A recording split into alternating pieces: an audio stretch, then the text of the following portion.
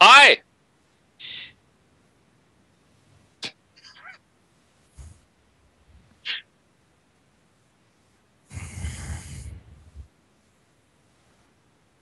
Yeah, fine. Yep.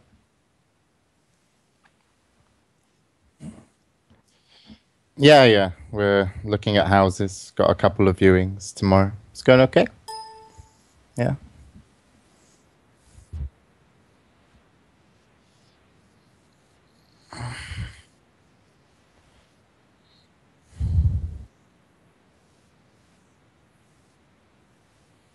Brian, you're muted, by the way.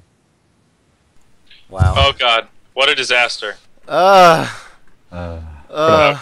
So I was sorry. asking about house hunting, and that's going well. And then I was talking about how hard it was to do house hunting in LA. Okay, take it, Andrew. You do. You're a host. You do host. Okay. Yeah. All right. Sweet. This is So, not my forte. I don't know what I'm doing. all right, James. First thing I want to talk about multicast stream. Thoughts overall. How was it running the stream? How was it watching 4 games at once? Execution, idea, overall thoughts. Um, the multicast stream. I think the multicast stream actually was pretty good. In all fairness, the only thing was because we weren't. There were so many games to be played because we weren't able to sync them up well enough.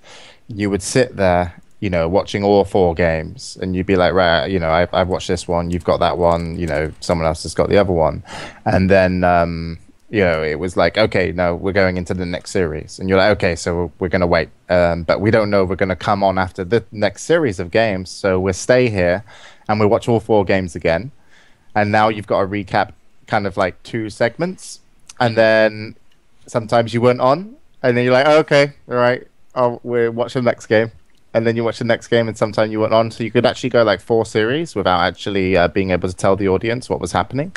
Um, so that was the only downside of it, but overall, I think it was kind of well received. Bruno had to work really hard because he had to constantly be in that room waiting for replays of moments, doing some improv, introductions to what was happening each time and try and keep it entertaining. The only way that they probably could have improved it was I felt that if they could hold at the end of at least every 2 series, so we could have a small recap.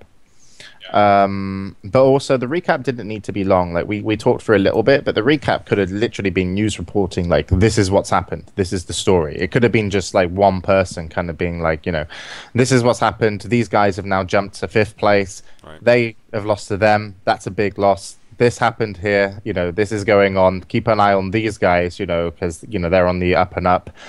These guys are doing crazy strats and played Meepo. Blah blah blah blah blah. And we'll be starting the next series now. So it could have been like news reporty, rather than like a panel discussion about games. It literally could have been like, this is how things have changed since 2 games ago. 2 series ago.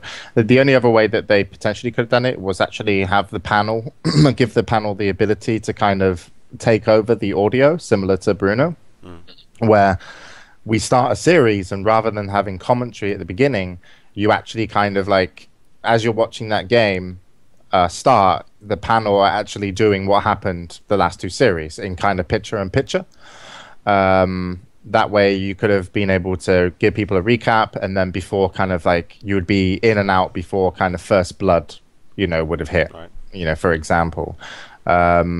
That could have been the only other way to do it. I feel better, but overall it was nice. The hotel was nice to hang out in. It was pretty chill. We didn't have anybody come up to us and like ask for autographs and stuff, but I heard that's because Valve asked the VIPs to be respectful to people working. So the VIPs weren't actually were told like don't bug the players, watch the games, and then you'll be able to go to the VIP signing and be able to watch from there. Right. So yeah, it was nice. And you guys started out with 4 on the multicast and then switched it down to 3. What was going on with all that? I wasn't there on the 4th day. I don't Okay. think. But yeah, I didn't feel the need to hold 4 people there, really. The desk was a little cramped too. Yeah, Like, that's the. Yeah. it was a bit too small for 4 people. I mean, the design of the desk when we first got there was a bit odd in terms of, it shot. I actually felt like we should have been standing, probably would have been better. And the desk probably should have been, like, actually had some interest to it, as in, like, being curved or something, like Right. a little bit more dynamic than just a straight desk. The branding was too high for proper camera shots. Yeah, they the had a shot lot- was they had like a lot- really pulled out. Yeah, they had a lot of information on the branding, like, blah, blah, blah. But if they needed a little bit more room, but overall it served its purpose well. But it could definitely be improved in multiple ways in terms of lighting, camera shot, and, positioning and all that kind of stuff. Yeah. And now, how about the talent you guys got to work with?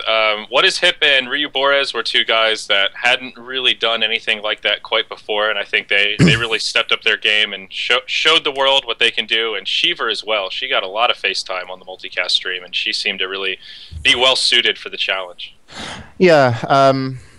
Yeah, discount Matt Damon. Yeah, he was really good. He was nervous, obviously. Yeah. Like it. Even though for me, I'm like sat on like this desk and I'm like, oh man, whatever. Let's just talk shit. He was like sat on this desk, but probably thinking, holy shit, this is everybody watching me at TI. Right. But his strengths were the ability to actually talk about the game in quite a high level in terms of, he's quite skillful. And he had good things to say. So I tried to pair him up more with Andy to make him feel more comfortable, because Andy would naturally go and talk about lanes and strengths and weaknesses of people's lineups. And that's where Ryu probably would be able to, feel like he's having a conversation. So I put those two together to start with. Ryu did really well. Certainly, no one failed at the panel, which was probably important. And then what is Hip was very good at articulating himself, being articulate, in meaning that his knowledge wasn't as strong as Ryu's, but he could definitely create a story. So he was more like a color commentator on the analyst panel. Like he was good at just telling the story and how things were. And Shiva's really good on camera because she's very natural and kind of comfortable. So she was really good just to have there. And she was always happy as well. And sometimes when things got a little bit serious, it's always nice to have Shiva because she's always in a good mood. And, she did some hosting as well, which she's getting a lot better at. And she was good at it when she did it at the event. So everyone was pretty strong and fun to work with. Yeah, it was nice. What do you think of? I don't know what your read was on the whole build up to Key Arena, James, but it felt a little underwhelming to me in some ways.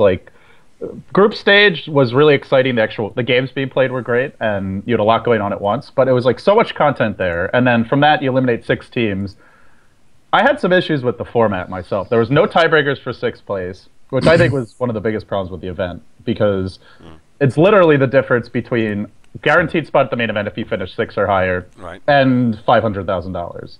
And they decided it by head-to-head results in a round robin. So you could beat Vici Gaming, but if you're, who finishes top 2, but if you're not tied with them, that head-to-head result doesn't matter. And suddenly it's only these 4 teams. Round robin, normally every game is treated equal, except you have a 4-way tiebreaker broken by head-to-head. So I thought the format was pretty questionable in that respect with how much was at stake. And a lot of the great games, there's no audience for them.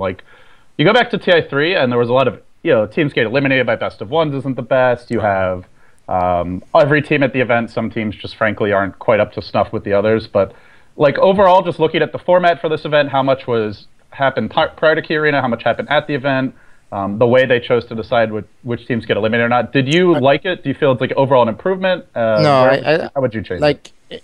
I wouldn't. Okay, so I think Valve actually tried to book Key Arena for 6 days. And we're only able to get it to 4. So it part of that was probably out of their control, eliminating people in group stages. I think within the group stage, you could definitely have each team play each other twice. Radiant and Dire, kind of first pick, second pick, just alternate it.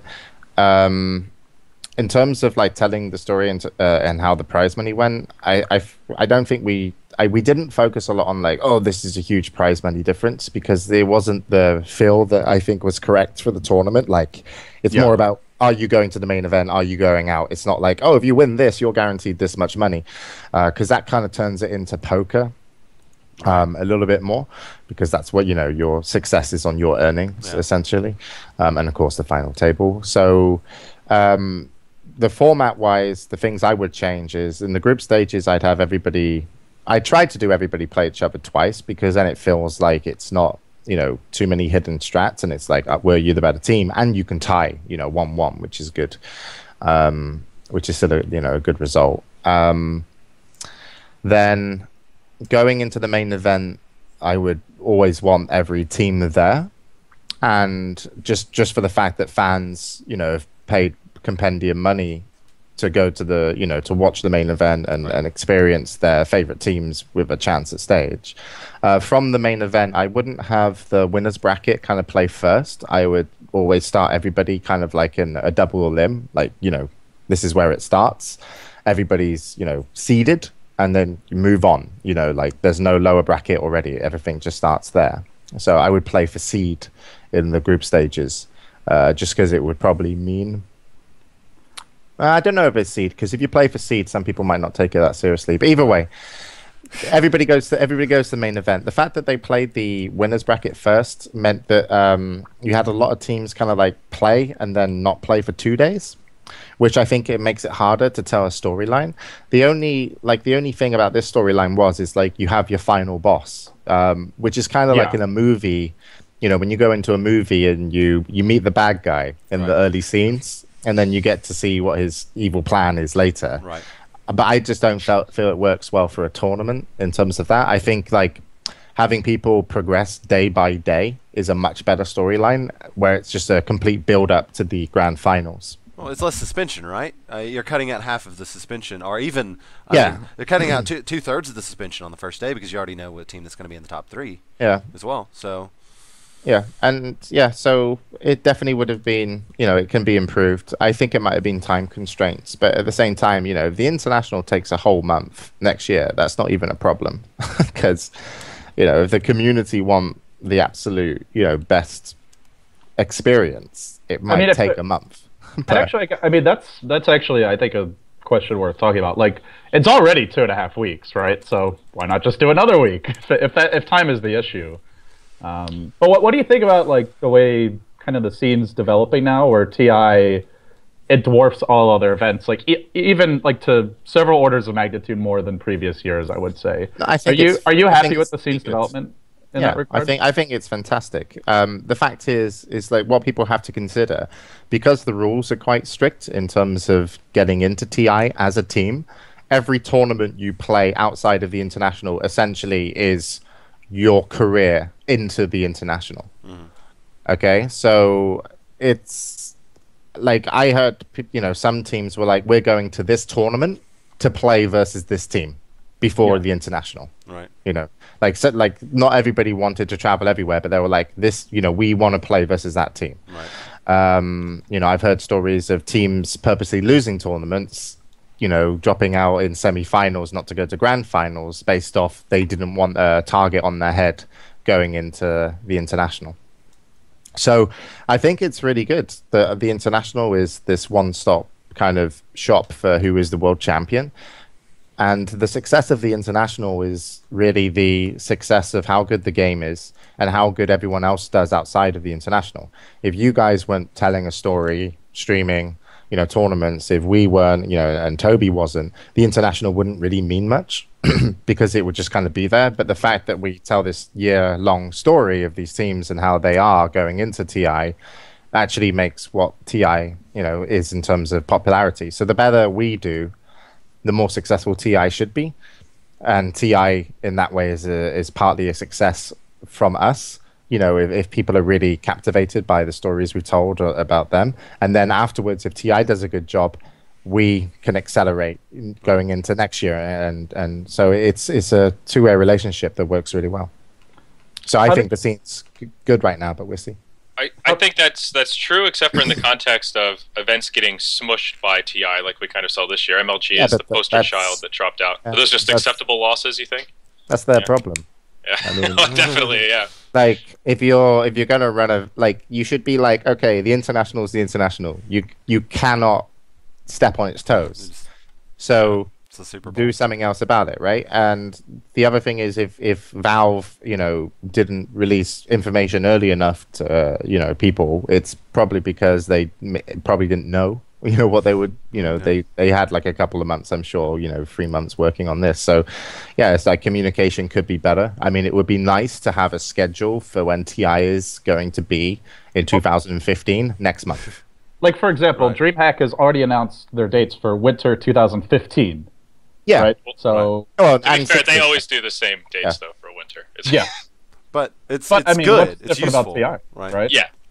They're booking a big venue, but I mean, I'm sure they're capable. I imagine, for them, the big discussion was like, do we want to move to Key Arena? Do we want to move to a bigger venue, or do we want to stick with what's good at Benaroya? And then they had to, the dates they got that were available aren't necessarily this year. Yeah, and Key Arena was half a success. The community enjoyed it, but certainly it didn't give off the vibe that Benaroya did. But also that's growing pains. And when you book Key Arena, unlike Benaroya, where Valve were completely in control, I'm pretty sure areas of Key Arena were you have to have Key Arena.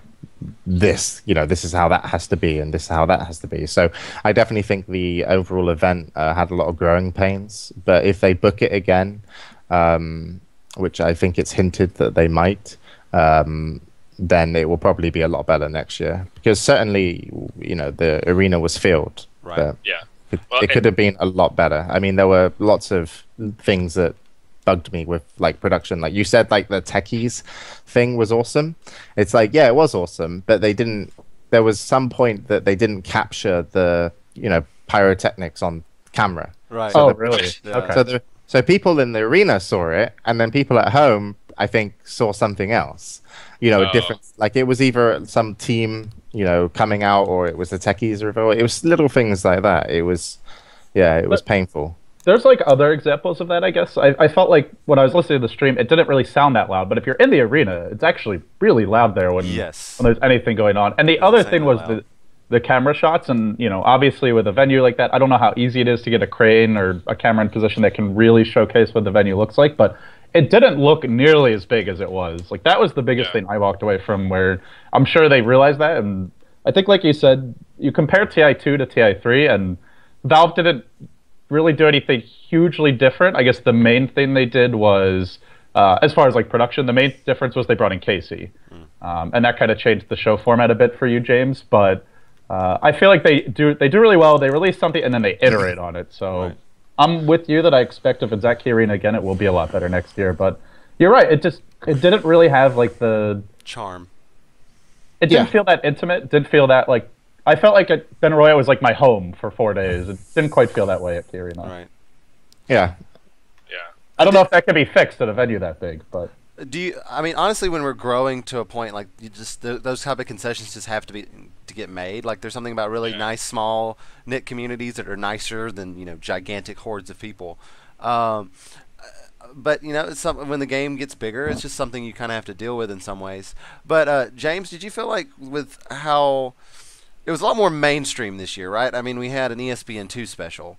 So, do you feel like you were... Oh. This is Nelson. Hi, Nelson. Nelson's a cat. I have cats over in the corner. And I have one right underneath me. But no, do you feel like the kind of like wider audience maybe hindered you guys a bit, and maybe in some of the stuff you could have done on the panel? Like, I feel like it was a lot less jovial than in previous years. Did you feel that way? Well, the when you want to get the best out of a panel or people, you have to build an environment that works for them, or they have to be led strongly by either the host or someone who's directing it. And the problem that we had was that so our work schedule was insane, and the ESPN thing didn't help. So at one point, I think it was the starting lineup for the event at the main arena. We were in rehearsal, and just to give you some behind the scenes, we're in rehearsal and it's they're like, we're gonna they stop 4 of us and they're like, okay, you 4 are on tomorrow morning, don't go home, and it's like 7:30, and they're like, you got rehearsal at 9, and I'm like, well, that's nice, I'd like to see the show. And prior to that, I got pulled off to go to a sound recording to do the ESPN kind of voice advert. So I didn't get to see the initial rehearsal. So I haven't seen a rehearsal. So they're like, we're doing rehearsal at 9. And when we got round to coming back at 9 to sit at our desks for the rehearsal, they were rehearsing kind of like the opening of the stage floor. So an hour and a half later, I'm like, okay, this is insane. So I went downstairs and I spoke to somebody and I said, it's 10:30 and you've still got talent here. And the woman was like, yeah, I know. And I'm like, yeah, well, that's not going to work. Like, we have to wake up at, I woke up every day at like 6:30 right, to get on a 7:15 bus. Mm-hmm. And, it was a killer. So so the sleep that we actually got from getting home at like we would like I had to do ESPN rehearsals and stuff and recording, so I would get home at like 11, fall asleep at 12, wake up at 6:30 if I was lucky to fall asleep at 12. So I'm like, the whole event I'm ridiculously tired, and then on top of that, because we're in the stadium, the energy levels that you have are super low. Because when the games are actually on, if you're not somewhere which is comfortable, you're not going to be relaxed to come back on.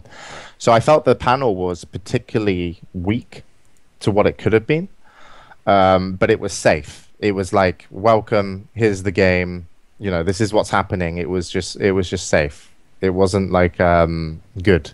And so that's one of the reasons why I kind of said this is probably my last one, because next TI I actually just want to grab a private like pod that they have at the top, put a couch in there, have a second stream, and just interview pro gamers, while the matches are on, and just talk to people and hang out and not be part of the main event, because the main event was safe, which was probably good. People said they liked it. I was surprised, but it was the wrong environment. Like, no one could hold up their energy levels, because you couldn't even talk to each other between the games because the arena was so loud. Right. It felt very sanitized this year, is the word I would use in a lot of ways. Yeah, I mean, thank God for fucking Mad being on the panel, because there was one moment where I turn up and they're like, yeah, we're doing an hour and a half intro to the finals, and I'm like, what? Yeah. And I'm like, why? What? And so they're like, yeah, hour and a half, and they're like, okay, and the starting lineup is you, Shiva, Bruno, and Melini, I think. And I was like, well, we're fucked. I was like, me, Shiva, and Bruno together don't have half the knowledge of a pro gamer, right? Melini's great, but he was just tired as well the whole event, or it was either Melini or Gods. And Ben's not always the best with the small talk either. He likes to be very direct, short, to the point. Sometimes Ben is just like, how you doing, Ben? Fine. Looking forward to the game. Yes. Exactly. Thanks. We'll come back when they pick Zeus, okay? Yeah, see you later. So I'm like, fuck, right? So literally 10 seconds before the show starts, the opener, I'm like, okay, split decision. Fucking Mad, get on the panel as a fifth, because we're not going to survive an hour and a half talking shit about Dota. And so fucking Mad comes on and he saved the panel. Like, really, he was the MVP by far, because it was like we had to do all these segments that were like talk about EG going out, because we had some videos and it's an hour and a half. So we're like, okay, now we're talking about EG. They went out yesterday. Okay, fine. And then the lady in my ear who worked production for the first time, who I never want to work with again, said to me in my ear, she's like, talk about previous TI winners. And I'm like, okay, well, that'll fill up 10 minutes. I've already given up in my head by this time. So I'm like, okay, Navi, IG, and then Alliance 1, right? And so I start talking about Navi. And as I'm talking about Navi, they start bringing the camera shots in of the Aegis. And then she's like, okay, and now go to the Alliance video. And I'm like, what? And I'm like, okay, so you didn't mean previous TI winners? You meant last year. TI winners. So she was giving me all kinds of crazy stuff. I was going mental. Like, she was telling me, introduce Newbie and Vici at the beginning of the show, and then she's like, okay, in that order, and then she's like, okay, now introduce Vici. And I'm like, I don't trust you, crazy lady. So she, she wasn't a part of Valve. She was new to gaming, and I think she struggled, and it made my life a living hell. But the thing is like the hour and a half intro turned into an hour and 40 minutes. Right. Which was painful, and I felt really bad for the audience having to sit through a movie-length small talk. But the other thing that I felt sad about was we weren't really able to bring the storylines of Newbie and Vici well enough. Like, I would have been okay, because I always say, an intro to a tournament on a final day, 30 minutes to 45 is enough, and that's all. People just want to see the fucking game. So when we came to Vici and Newbie, it's kind of like, yeah, we've all slept 5 hours again. No one had time to write down, Banana's career path, in terms of how much it's going to mean to him to win, or, FY's been playing great. So we just kept on asking fucking mad, about Skywrath.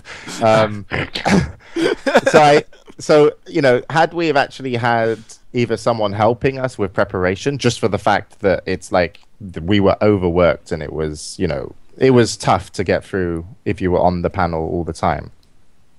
I felt like we didn't do it justice, but I think it could have been helped by production.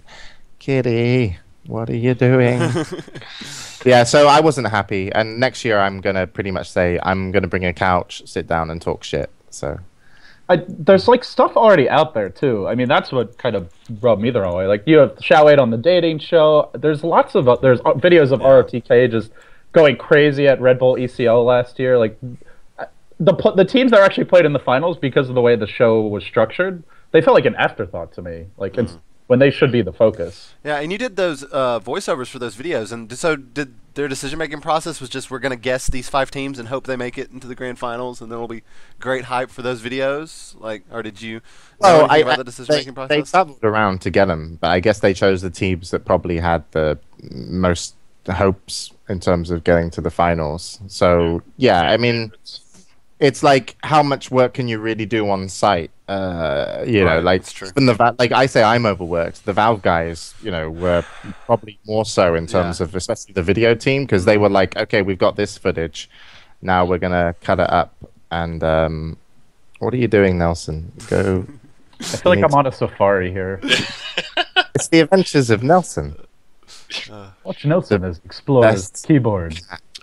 So, James, how big of a deal do you think the ESPN coverage was? I thought one interesting kind of nuance there was that ESPN supposedly approached Valve about doing coverage and not the other way around. So ESPN caught wind of TI4, the $10 million prize pool, and they wanted to do some coverage. Do you think that it makes a difference? Does that really help esports push forward, or does the ESPN audience just not give a fuck? I don't think it matters. I don't give a fuck about it, to be honest. No. I mean, it's look at it this way. It's who's taking who for a ride here. That's what you really have to figure out in terms of when people work together in business. It's ESPN are they probably looked at this product and thought business, because it's interesting. It's, it's an audience. It's big. And at the end of the day, it's they probably thought they were getting more out of us, as in the gaming community, but in reality, we were getting more out of them. So we were taking ESPN on a ride, because no one's going to be watching TV, in 10 years. Exactly. Hardly anybody does already. Right. The fact that we got acknowledgement and we were able to be there with a tournament, it wasn't really a sports segment. It was more like a story piece, because it was just a lot of, video footage, which was, pretty good for that reason.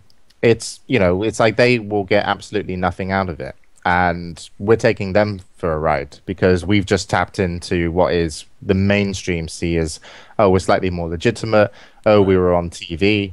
But it doesn't matter, because every year, gaming as a hobby gets bigger, it makes more noise, and people will find us, and we'll digest our content with either, alongside technology. So, who gives a fuck? I didn't give a fuck about ESPN. Weird is they had it on ESPN3, which is their online streaming service, right? Twitch has like 3 times the user base of ESPN3. Like when it comes down to like the amount of traffic each of the websites get, like Twitch blows almost everyone else out of the water. So it wasn't even that much of an exposure thing, even being on ESPN3, which the games were on. Yeah, they did do some segments on ESPN too, though. I was actually at a bar during the event and saw it come up. Just like, it's kind of cool to be in a bar and just see like, James and Gods and Sheever on TV unsolicited. Just holy shit, that's my roommate on TV. I don't know. That was kind of a cool moment for me. Yeah, it was great. Like I just felt proud that we were like fucking ESPN with content they blatantly didn't want. Their viewers didn't want. And I'm never gonna watch it. Like I'm not gonna watch it. It was on the bar. I went to the bar afterwards with Bruno. That was like one of the only nights I could get a meal and a drink. And it was on, and that was just a funny moment. But it was really good to be able to like what I consider was because it wasn't my decision, but I was like happy to do it because it's more of it felt like a fan service. It's like cool. We were here. Did you see like the fucking ESPN? Did you see all the tweets about it? Like what is this? All the tweets from like the regular sportsmen about it. I said a really funny thing. Not a funny thing. I said an insulting thing because I was like, I wanted to sum up like what it meant because someone like Casey was in makeup and the makeup ladies were obviously there, and then I think they were like, what is it, like you're on ESPN, what was that like? And I pretty much just like summed up like how unimportant it was, and I tried to be as offensive as possible to see if I could just like get a rise out of anybody. And I basically said something like oh yeah, it was nice to be able to talk to the sports fans of ESPN, the cattle of this world, referring to them as like our human cattle in terms of what they consume. But I didn't mean it by any means. But I literally was just saying it's not important whatsoever. But I wanted to say it like that to see if I could like upset anybody. And Casey gave me this look like I was a complete dick. And I was like, yeah. So it worked, is what you're saying. Yeah, it kind of worked. I don't know if she knew I was joking, so I think she thinks that if you're not a gamer, I'm some sort of elitist where I think you're like human cattle that just join the rat race and take a 9-to-5 job. Which I don't believe because people have their passions, which is great. But I just said that, and Casey gave me a look, and she thinks I'm a dick. But if it's not gaming, you're just cattle. Yeah, just like you have a normal job. No. How dare you? Rabid. That's pretty good. So, well, we're getting close to the end here, James. Anything else about the event that you want to talk about, or funny anecdotes? Any call-outs here, as it were? No, I mean, I think the event served its purpose and gave the fans what they want. I think it's very important this year that everybody does a good job outside of the Valve in terms of tournaments and teams doing a good job at promoting themselves. I definitely think TI5 could be bigger and better. I'm expecting it to be. But overall, Valve, they still did something which was pretty damn amazing. There's not many companies that can, do that. And a lot of it's in-house.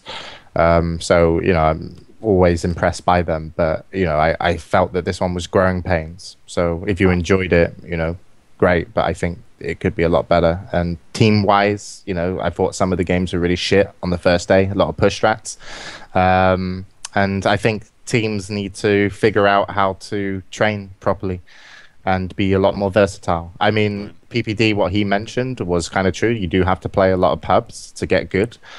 I think randoming heroes, whatever. I actually think specializing in heroes is a lot more powerful.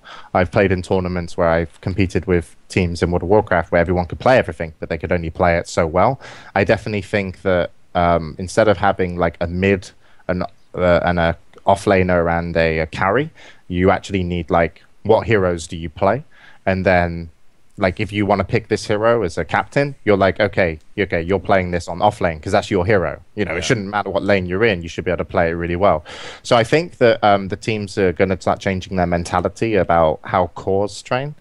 I know Puppy said that you should have 2 cores, just the mid and the safe lane. But a lot of people are saying that each core should be hero-based rather than lane-based, which I think will make the game a lot more interesting in the future and probably bring out a better tournament.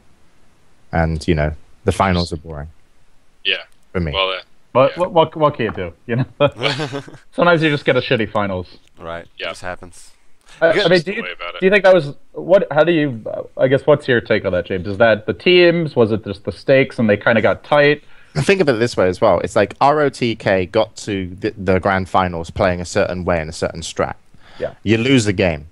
Now, you're playing for first prize. Do you, A, change your strat, even though this is the one that's been working, and change your strat to, give it a shot and lose?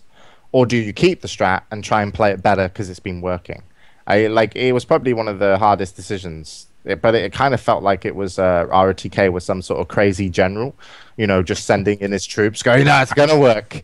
Lemmings. This time round, guys, it's gonna work." It was like that. But that's kind of how I felt. It must have been so hard for him because, yeah, everyone says change, but would you change it up, or would you just be like, "No, we play it better."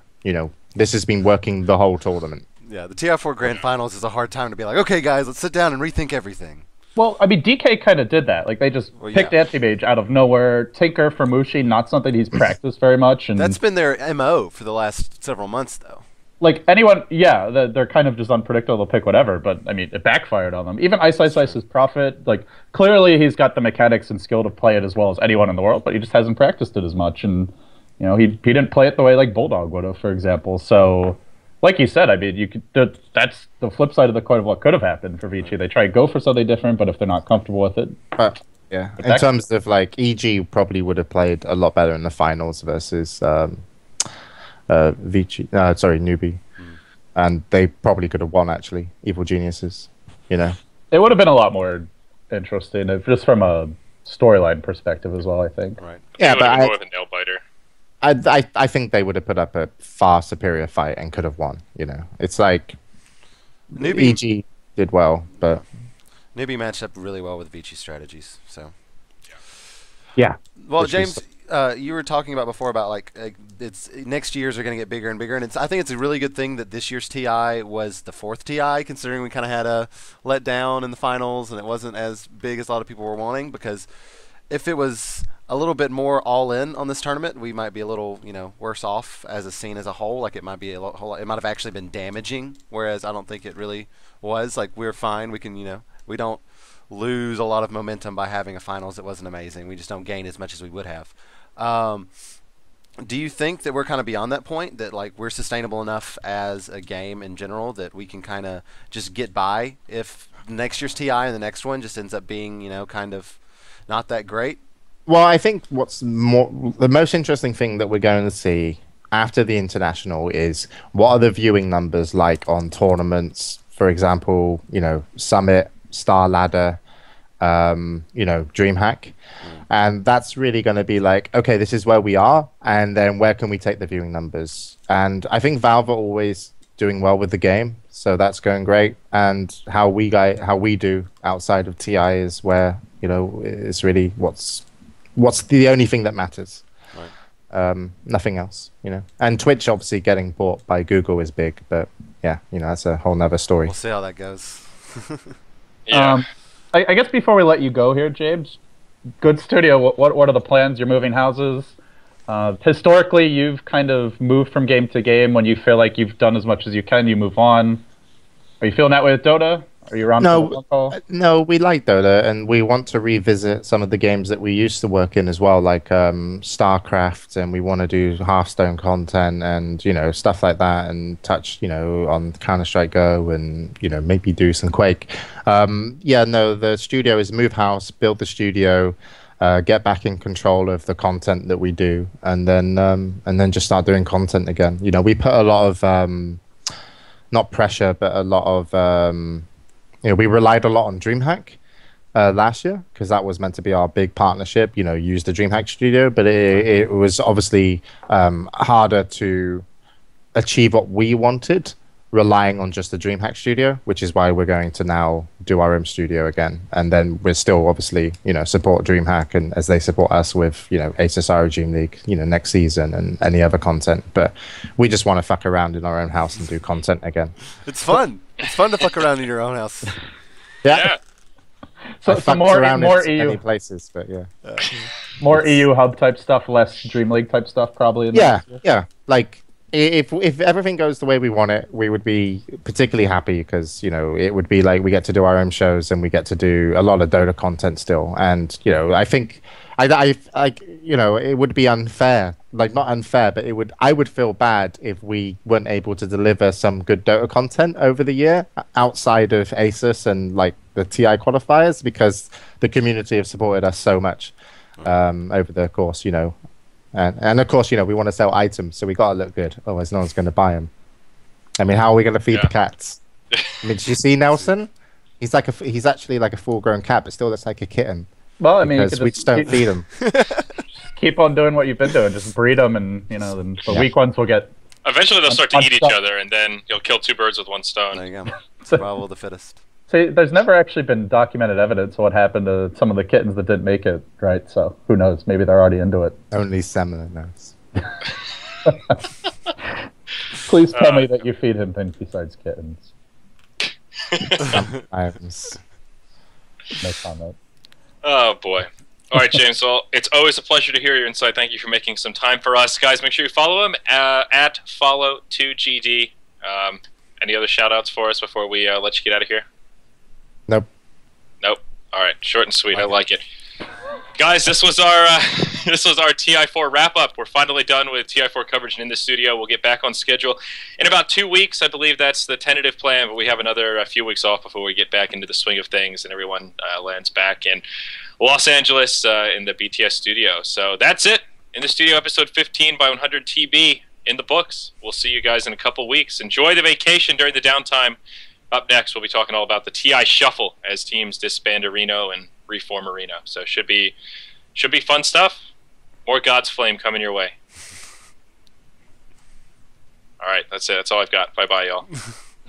Hey. James just pieced the fuck out.